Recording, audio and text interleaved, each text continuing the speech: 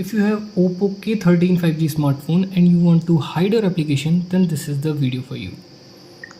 Open your settings, scroll down and then select security and privacy.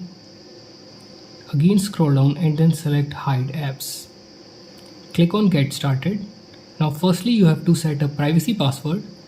Click on settings. Now you can set a 6-digit password or you can use a different password type. Here I'm selecting pattern. Draw your pattern and then confirm your pattern. Now you can add your recovery email, linked account or a question. Here I'm selecting question. Type your former teacher's name and then click on done and then click on get started. Now enable this access via dial pad and then click on settings. Now you have to set a access code to access your hidden application, but keep in mind you have to start your access code with hash and also end it with hash. For example, here I'm setting #1234#. After this, click on done.